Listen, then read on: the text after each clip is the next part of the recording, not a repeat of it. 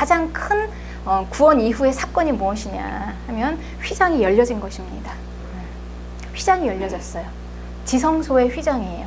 하나님이 임재하시는 그 휘장이 열려있는 것이었습니다. 그래서 예수님 전에는 그 지성소는 하나님이 함께 계시는 곳이죠. 거기를 아무나 들어갈 수가 없었어요. 아무나. 여호와 하나님을 아무나 만날 수가 없었습니다. 특정한 사람만 만날 수가 있었어요. 그리고 특정한 시간에. 그러니까 일반 성도들은 하나님을 만날 수가 없었습니다. 그러니까 여기가 지성소예요. 근데 왜 특정한 사람만, 한 사람만, 하나님이 지정하신 그 사람만 만날 수 있었을까요? 왜 아무나 일반 성도들은 만날 수가 없었을까요? 그게 바로 이제 하나님께로 가는 그 지성소에 길이 없었기 때문에 그래요. 길이 있어야 가잖아요. 우리가 다 길로 가요. 모든 게 다 길이 있습니다. 그런데 하나님께로 가는 길이 없는 거예요. 막혀 있어요. 그러니까 길이 없으니까 갈 수 없어요. 그런데 이 휘장이 열려졌다는 거는 길이 열렸다는 거예요. 이제 하나님께 갈 수 있는 길이 열려졌다. 그 말입니다. 그래서 히브리서 9장 8절에는요. 성소에 들어가는 길이 그때는 아직 나타나지 않아서 그랬다는 거죠. 그런데 이제 성소의 길이 열려졌다라는 것입니다. 그게 이제 휘장이 찢어지고 성소가 열려진 것입니다. 그런데 그 길은요. 생명의 길이에요. 그러니 우리는 그 길로 가야만 삽니다. 그런데 그 길이 열려졌어요. 여러분 얼마나 이게 놀라운 사건입니까? 그러니까 이게 바로 우리가 받은 가장 큰 특권입니다. 그 길이 열려졌다. 하나님께로 가는 그 길이다. 근데 그 길은 히브리서 10장 20절에 우리를 위하여 휘장 가운데로 열어놓으신 산길이라고 되어 있습니다. 그러니까 우리를 막고 있는 휘장을 열어놓으신 산길인데 그 휘장은 곧 저의 육체다 그랬습니다. 그러니 휘장이 뭐냐면 예수님의 몸으로 찢고 길을 내신 거예요. 예수님이 몸으로 하신 것입니다. 그냥 단지 생각으로 영으로 그냥 가만히 앉아서 위에서 지시하신 게 아니라요. 직접 몸으로 그 몸을 찢어서 그 길을 내신 것입니다. 그게 산길이에요. 그래서 이제 몸으로 행동하셔서 이제 우리에게 길을 내주셨는데요. 그 길로 들어가면 우리가 하나님을 만날 수가 있어요. 그러면은 창조주 하나님과 그리고 우리 인간 사이에 그 관계가 이제 시작되었다는 거죠. 그러니까 관계입니다. 기독교는 관계의 종교예요. 그냥 단순히 형식의 종교가 아니에요. 종교적인 형식만 하는 게 아니라 관계예요. 그러니까 관계가 열렸다는 거예요. 하나님과.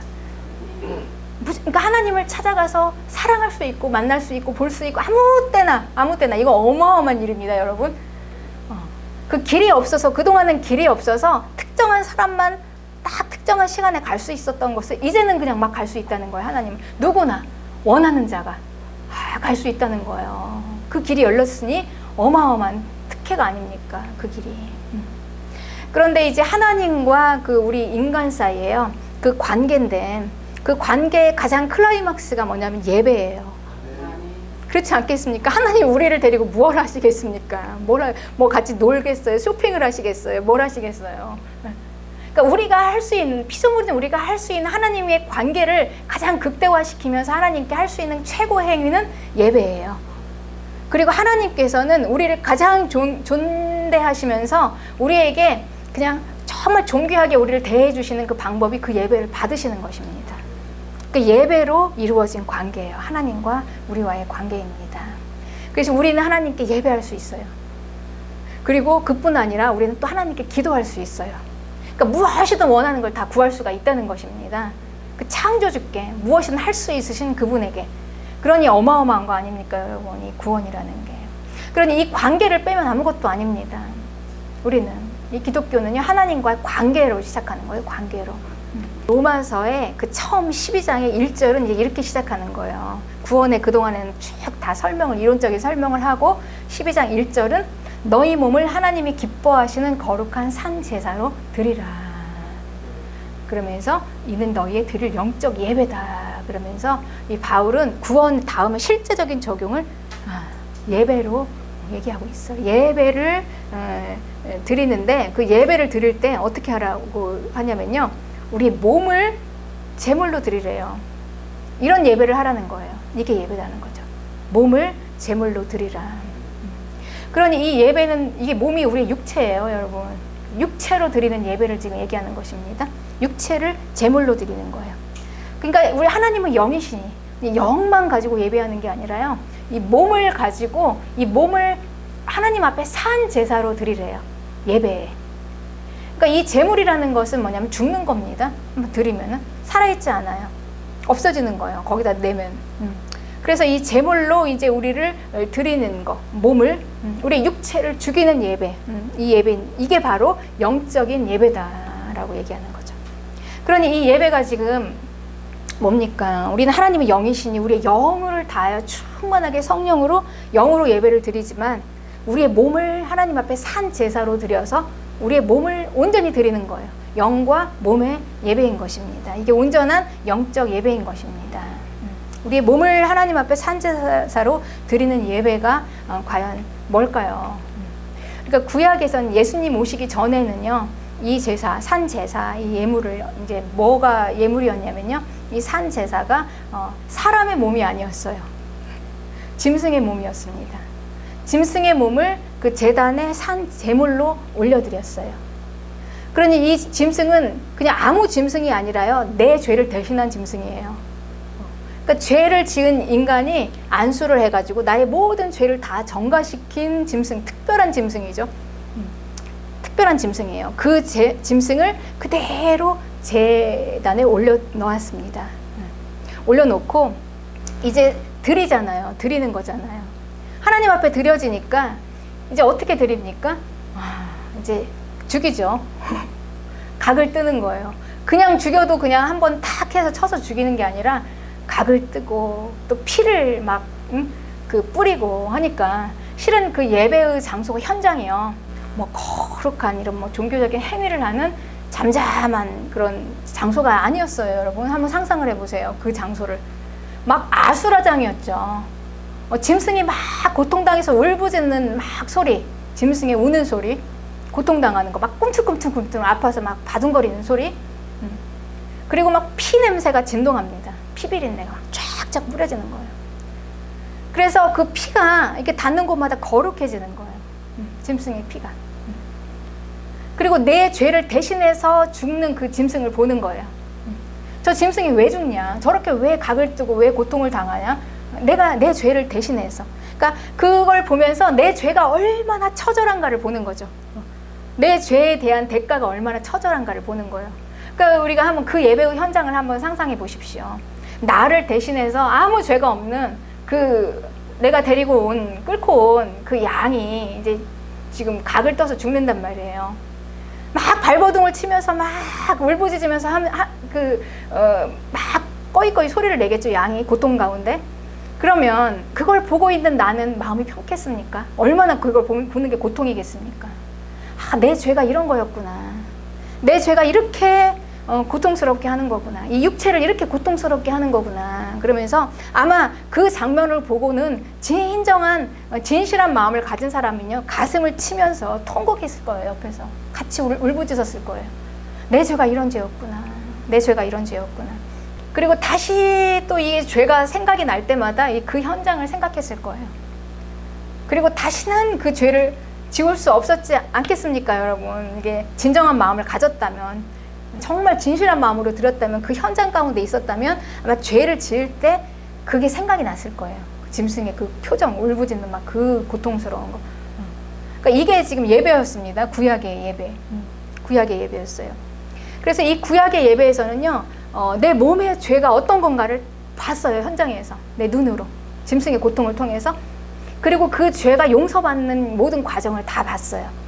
그럼에도 불구하고 그 짐승은 다 불로 태워져서 이제 다 깨끗이 이제 흔적도 없이 하나님께서 나를 용서하시고 다시 받아주신 거죠. 얼마나 감사하는 그 감격과 그 은혜가 넘쳤겠습니까? 그러니 다시 깨끗해지고 회복되어서 이제 죄를 짓고 싶은 생각이 안 나는 거죠. 내 죄가 용서받았다라는 확신이 있었을 거예요. 그 구약의 예배 가운데. 이게 이제 예배였습니다. 그래서 그 제물로 드려진 것은 누구의 몸이었냐면 나를 대신한 짐승의 몸이었어요. 그런데 지금 바울은 뭘 얘기하고 있냐면 우리 자신의 몸을 사한 제사로 드리래요. 이제 예배. 그런데 이제 예수님이 오셨습니다. 그래서 이제 그 제물이 누가 되셨냐면요, 그 이제 짐승의 몸이 아니에요. 하나님의 몸. 하나님의 몸인 예수님의 몸이 제물이 되신 것입니다. 그래서 그 예수님의 몸이 그 내 죄를 대신해서 그 비참하게 그날 그 현장에서 그 구약 예배 그 성소의 현장에서 갈기갈기 그 각을 떠서 고통당하고 죽었던 그 짐승의 고통을 그 예수님이 다 느끼시면서 동일하게 다 몸이 갈기갈기 찢어지시면서 십자가에서 나를 대신해서 죽으신 그 제물이 예수님이 되신 거예요. 그러니 이제 우리는 그 피를 가지고 그 예수님의 그 나를 위해서 대신하신 그 현실이죠. 그 현실, 실제적인 사건, 그 사건을 이제 가지고 이제 예배의 장소에 오는 것입니다. 지금 이 자리에 우리가 그렇게 있습니다. 네. 그래서 이제 이 예배를 이제 우리가 드릴 때요. 이제는 그 효력이 우리에게 이제 있는 거예요. 믿음을 가진 자에게. 우리는 믿습니다. 내 죄를 예수님께서 대신해서 내 몸이 찢겨진 게 아니라 예수님의 몸이 찢겨진 것을 믿어요. 제물로 되신 것을. 그래서 이제 예수님 이제 오신 이후에 이 예배는 현장에서요. 성령께서 우리를 통일하게 그 예수님이 하신 그 모든 그 사건, 그 현실적인 그 실제적인 그 효력이 우리에게 다 미쳐지면서 이제 바울은 얘기하는 거예요. 우리 몸을 산 제물로 드리라고. 이 몸을 산 제물로 드리라는 얘기는 뭐냐면요. 이제 우리의 몸이 원하는 그 육체의 죄예요. 결국은 뭡니까? 우리의 죄를 용서하신 거잖아요. 하나님께서. 이 예배입니다. 하나님과 우리와의 관계 가운데서. 그러니 우리의 몸에 붙어있는 그 육체가 원하는 금지된 모든 욕망들, 이런 것들을 다 우리 제단에 올려놓고 회개하면서 다 죽이는 것입니다. 이 예배를 하는 것입니다. 이게 이제 신약의 예배입니다. 그래서 이제 예수님 오신 후에 우리가 이런 예배를 드릴 때요.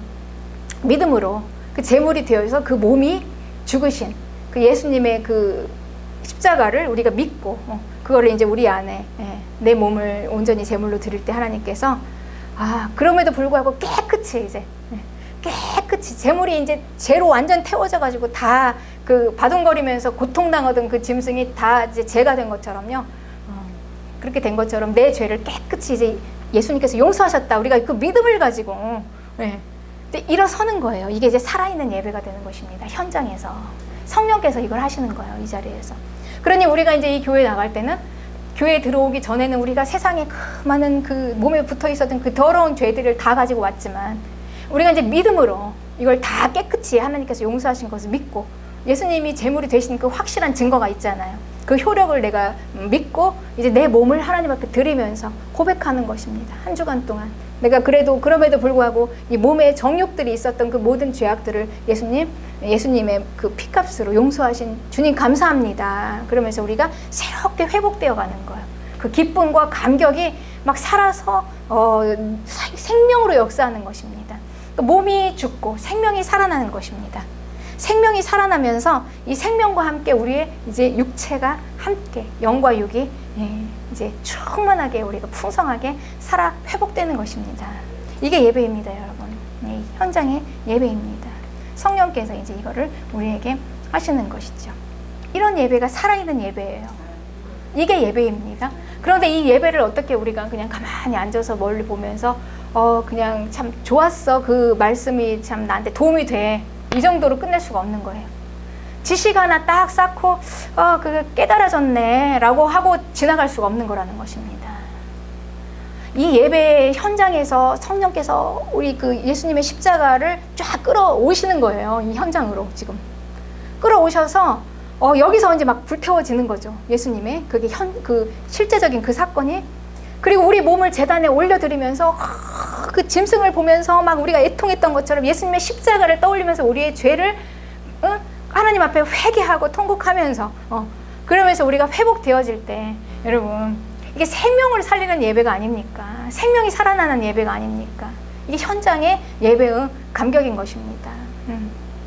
그러니 그냥 이게 이제 살아있는 예배이기 때문에 그냥 우리가 그냥 이렇게 어떻게 하면 인생을 잘 살 수 있을 것인가 라는 단순한 그냥 지식 하나 쌓는 그런 말씀이 아니라는 거예요. 그렇습니다, 여러분. 그리고 그냥 이렇게 편안하게 어떻게 여러분 나를 대신해서 짐승이 거기서 막 바둥거리면서 죽는데요. 어떻게 그냥 편안하게 보면서 예배를 드릴 수가 있겠습니까?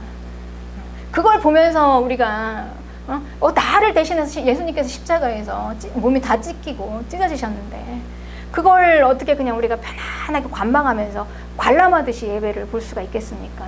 그냥 우리가 직접 몸으로 이제 막 내 몸을 산 제사로 드리면서 참여를 해야 되는 거죠. 현장에서 참여를 해야 되는 것입니다. 그러니 이 진정한 예배는 뭐가 들어가냐? 헌신이 들어가는 것입니다. 내 몸이 드려져야 하는 헌신.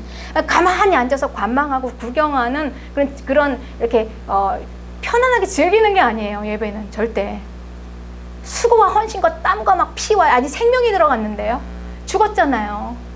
한 그 생명이 죽었습니다. 살고 죽고의 문제가 지금 그 현장에서 일어났는데 어떻게 편안히 앉아서 관망하면서 참 좋았다. 이렇게 할 수가 없는 것입니다. 그래서 이제 이 몸으로 하는 거에는요 헌신이 들어가요. 헌신. 원래 관계라는 건 헌신이 요구됩니다. 얼마나 헌신하느냐에 따라서 그 관계가 아름답게 이어지는 거죠. 하나님과의 우리의 관계, 예배는 헌신입니다. 헌신 없이는 예배를 드려질 수가 없어요. 편안하게는 드려질 수가 없다는 거예요. 가만히 그냥 앉아서 누워서 드릴 수가 없다는 것입니다. 그래서 예배를 자기 개발의 시간 정도로 생각할 수 없습니다. 그냥 좋은 말씀 듣고 깨달아서 좋았더라 정도가 아닌 것입니다.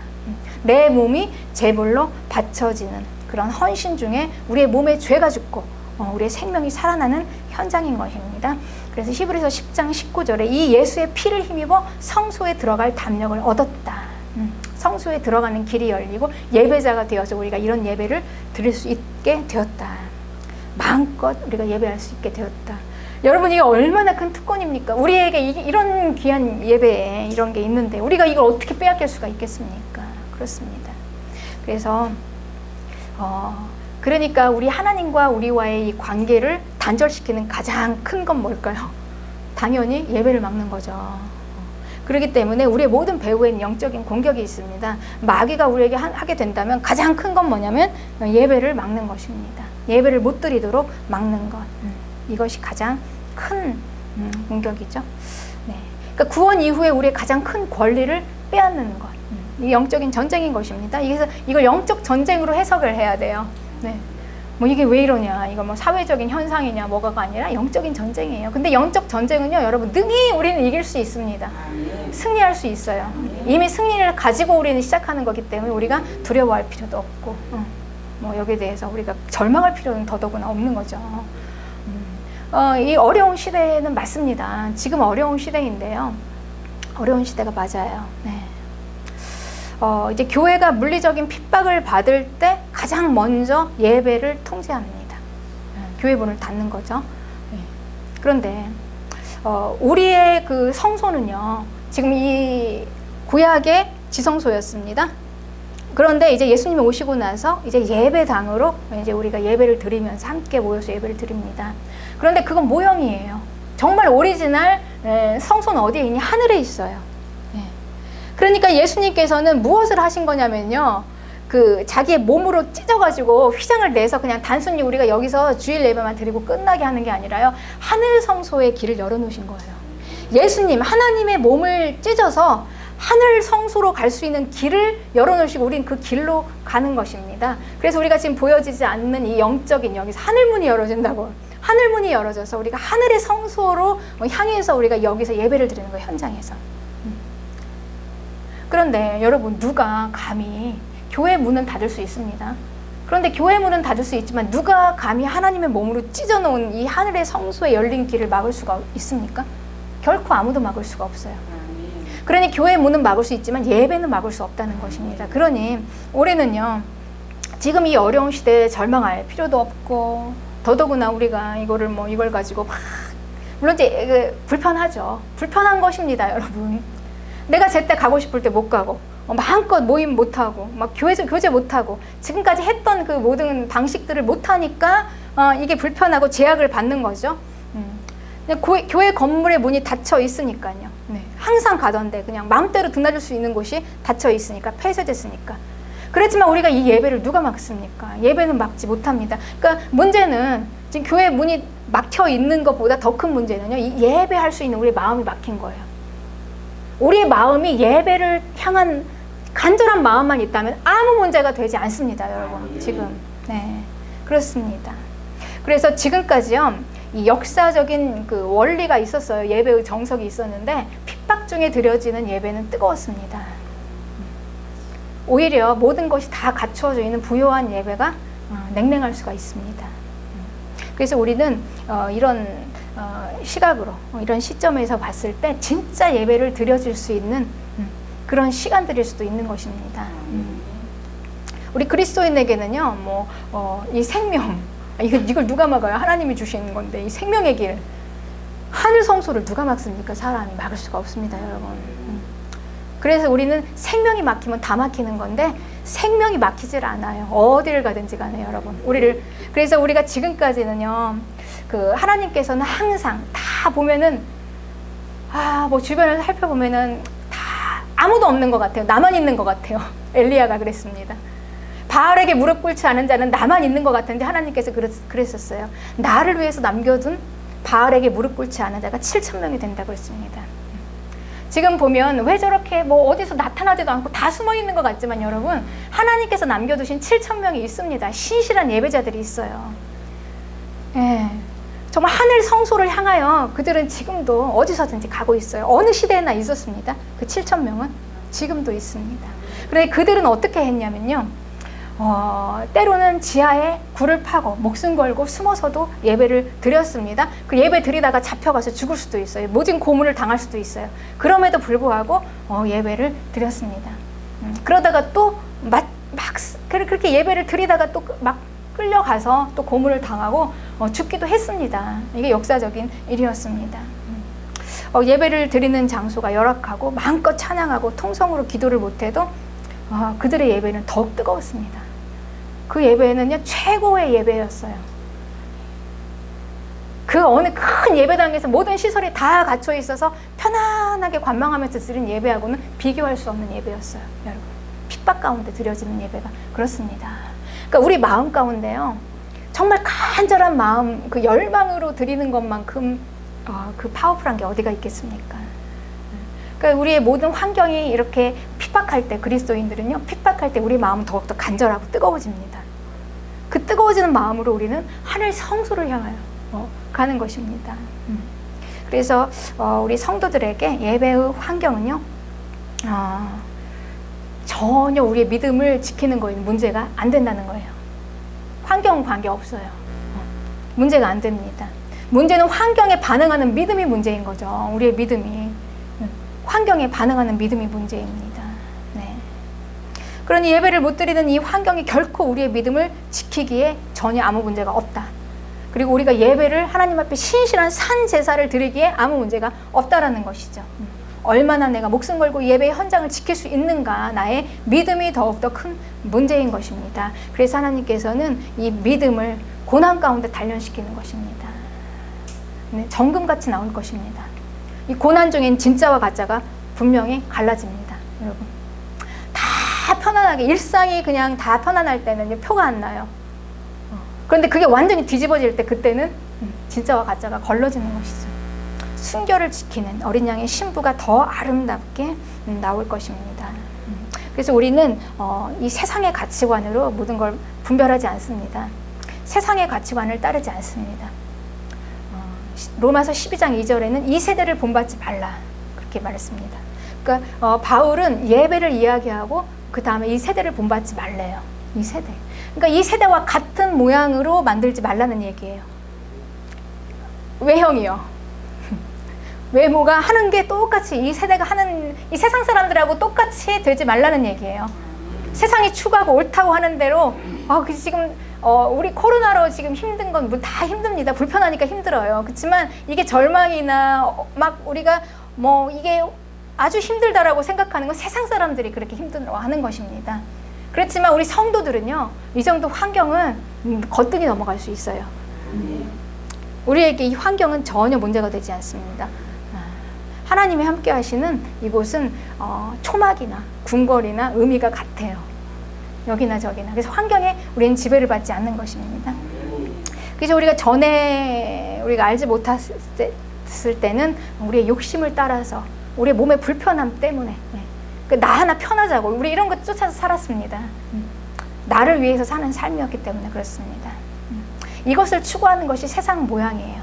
그러니 지금 이제 코로나로 다 모든 게 정지가 됐으니 얼마나 불편합니까? 들어갈 때 못 들어가고 하고 싶은 거 못 하고. 근데 우리가 그렇다고 해서 이 교회 문 닫혀가지고 똑같이 그대로 하던 대로 못해서 우리는 불편할 수 없는 거예요. 물론 안타깝죠. 안타깝지만 그게 우리를 절망 가운데로 넣지는 않는다는 것입니다. 왜냐면 우리는 나를 위해서 살지 않기 때문에, 주님을 위해서 살기 때문에 그런 것입니다. 세상은 환경이 힘들면 불편해합니다. 그리고 막 곧 죽을 듯이 막 큰일이 난 것처럼 다 무너졌다고 생각해요. 절망이라고 생각해요. 그렇지만 우리는 그렇지 않아요. 내 몸을 위해서 사는 게 아니라 우리가 주를 위해서 살기 때문에 우리는 이제 그렇기 때문에 환경이 절대 우리를 규명하지 않아요. 우리 예배를 어떻게 막습니까? 그렇죠. 우리 마음이 막아지지 않는 한은요, 우리를 절대 막을 수 있는 것은 아무것도 없습니다. 그래서 환경이 어려우면 세상이 힘들지 성도는 영향을 받지 않습니다. 그렇지 않습니다. 그래서 우리 성도들은요, 이런 뭐 이상한 현상들이 생기면 막 안 당할 것을 당하는 것처럼 막 깜짝 놀라서 당황하는 게 아니라 그냥 평안하게, 환난 가운데서도 평안한 거죠. 네. 그래서 이 바울은 그렇게 얘기했습니다. 우리에게 로마서 12장 12절에 소망 중에 즐거워하고 환난 중에 참으라. 네. 그러니까 이런 환경에서요, 소망 중에도 즐거워하고요, 또 환난 중에 뭐 안 당할 것 당한 것처럼 막 불편해 난리나, 불편한 거죠. 몸이 불편하고 좀 많이 그렇죠. 그렇지만 우리 예배는 드릴 수 있잖아요. 그렇죠? 네.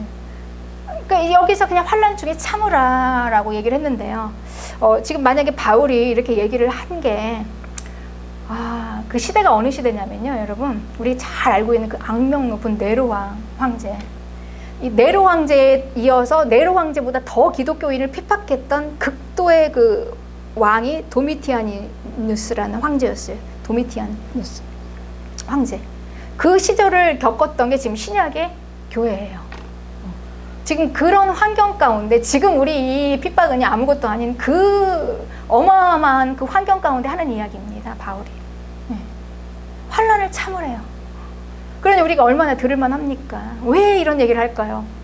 여기서 막 같이 맞서서 막 칼과 창을 들고 막 가서 같이 싸우라. 물론 이제 그런 분들도 앞장서서 있어야 합니다. 그래야죠.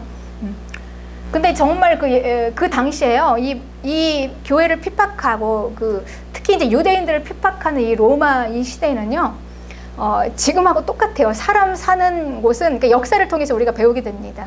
사람 사는 곳은 어디나 다 똑같습니다. 그 형태가. 어떤 부류들은 뭐 정치권하고 야합을 해가지고 그렇게 이제 여당하고 야합을 하는 거죠. 좀 편안하게 믿음 생활을 하는 부류도 있었어요. 좀 상위에서 그런 부류도 있었습니다. 그리고 또 어떤 부류들은 막 그냥 열심당원이라고 해가지고요, 막 그냥 막 데모하고 막 싸우고 막 가서 싸웠어요. 그런 부류도 있었습니다. 근데 그 가운데 예수님이 오셨어요. 그 가운데 예수님이 오셨어요. 그리고 이제 그 12 제자를 통해서 예수님께서는 그 환경이 그러거나 말거나 그냥 하나님의 뜻을 이루어 가셨습니다. 하늘 성소를 여시고, 또 그리고 무엇을 하셨습니까? 교회를 세우셨죠. 예수님께서. 하나님의 뜻이 무엇인가, 선하시고 기뻐하시는 하나님의 뜻이 무엇인지, 로마서 12장 2절에 하나님의 선하시고 기뻐하시고 온전하신 뜻이 무엇인지 분별하면서 그냥 우리의 자리를 잘 지키고 예배의 자리를 지키면서 그냥 뭐라고 할 것 없이 그냥 잘 끝까지 가면 되는 것입니다. 하나님이 우리와 함께 하시고 인도하시는데요, 그 하늘 성소 길은 이미 열렸습니다. 여러분, 거기는 아무도 막을 수가 없어요. 하나님이 열어놓으신 길이에요. 우리 세상적인 눈으로 보면은 뭔가 교회 문이 닫혔다고 하늘 문이 닫힌 건 아니에요.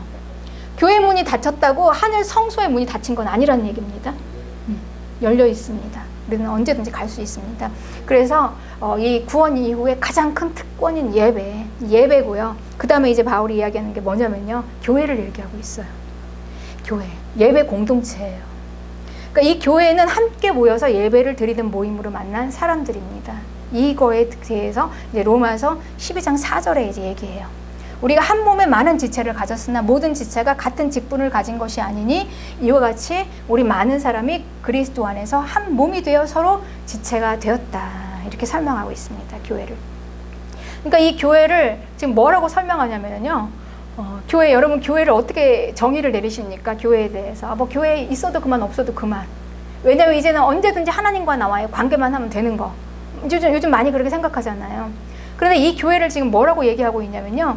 한 몸이 되는데 서로 지체가 되었다. 그러니까 성도 각 사람들이 이렇게 눈이 뭐 팔이 되고 다리가 되고 뭐 머리가 되고 이렇게 귀가 되고 각 지체들이잖아요. 구성하는 몸을 구성하는 이 성도들이 모여서 결국은 한 몸을 이루었다는 거예요. 그게 교회예요.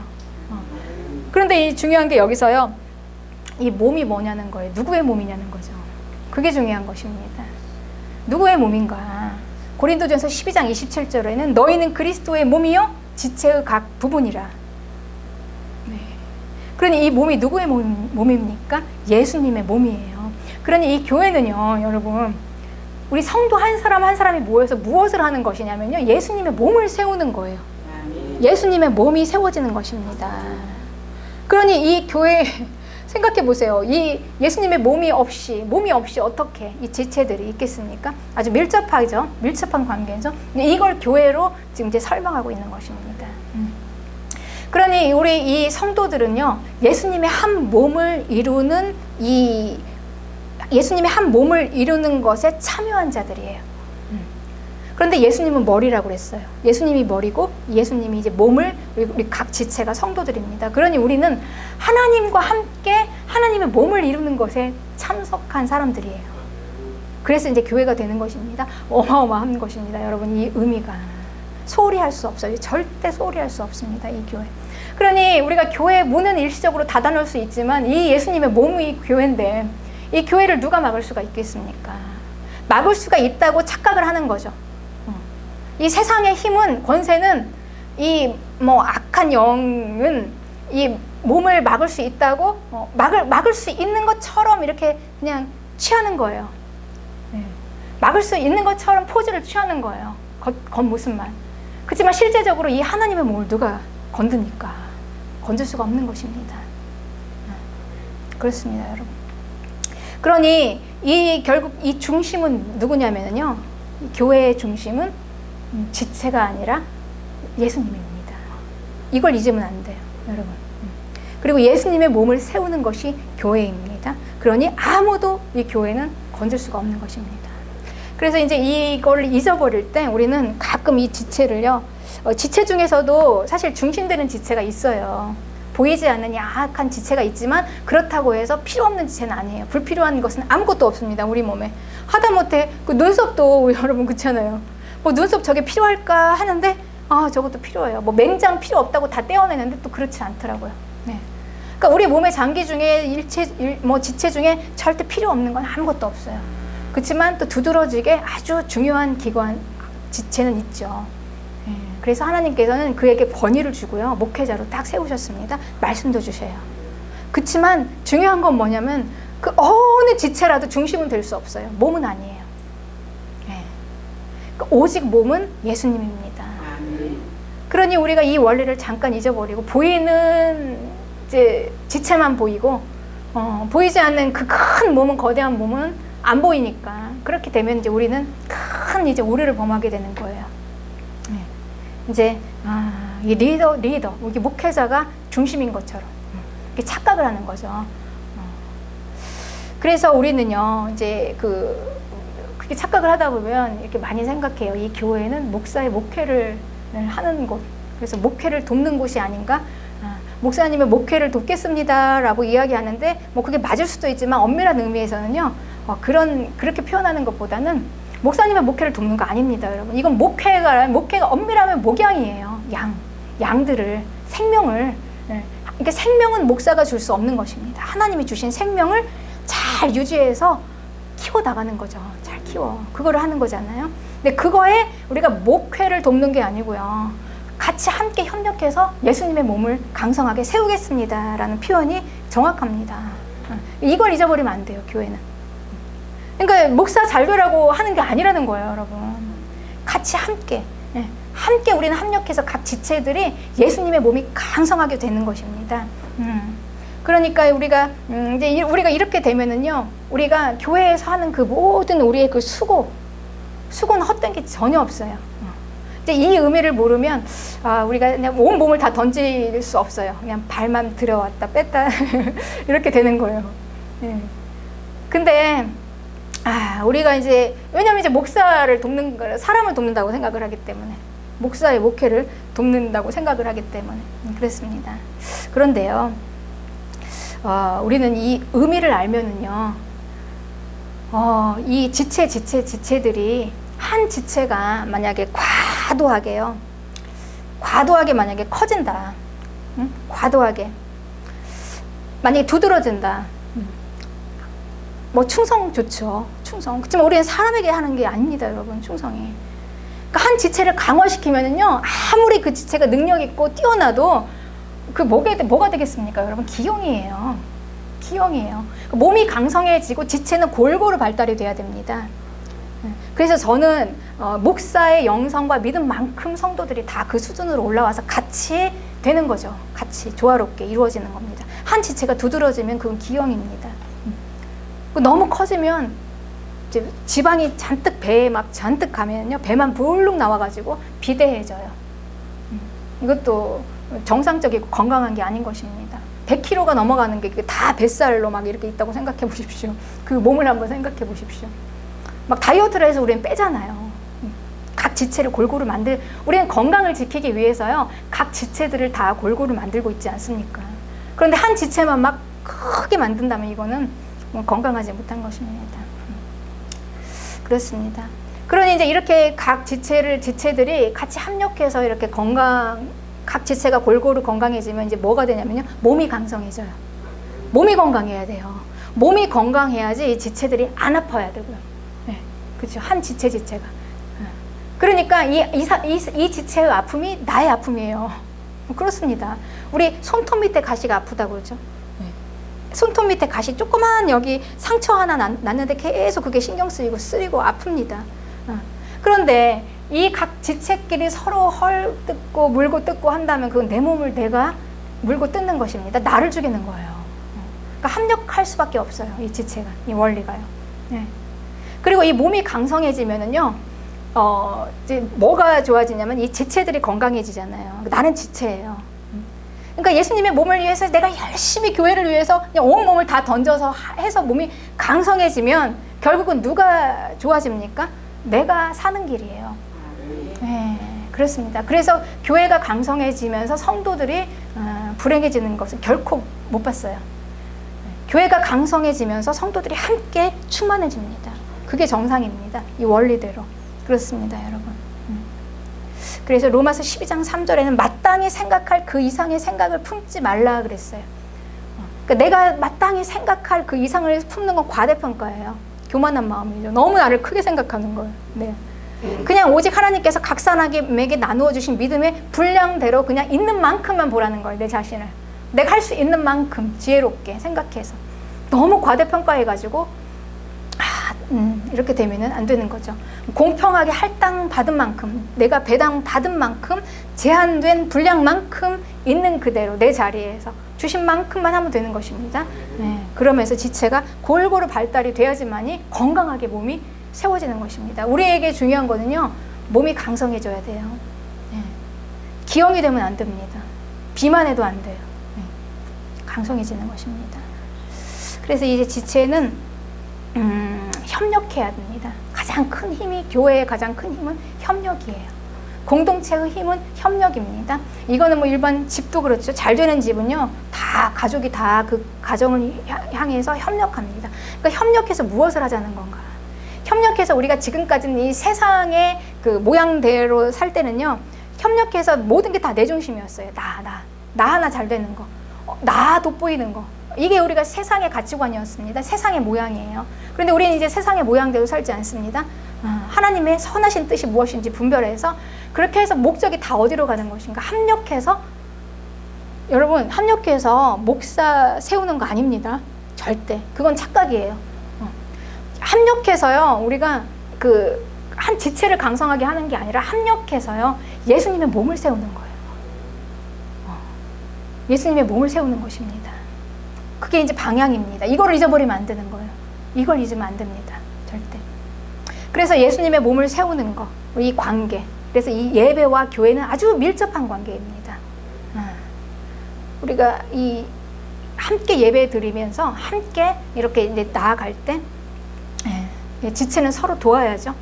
함께 하나님과의 관계인, 최고의 관계인 예배를 드릴 때 이제 몸이 강성해지는 것입니다. 다른 거 하는 거 아닙니다. 예배 공동체예요. 교회는 예배. 그래서 이 지체가 건강하려면요, 건강한 몸이 돼야 됩니다. 그리고 각 지체가 안 아파야 돼요. 만약에 혹시라도 아프면요, 그 아픈 지체를 막 돌봐서 우리가 같이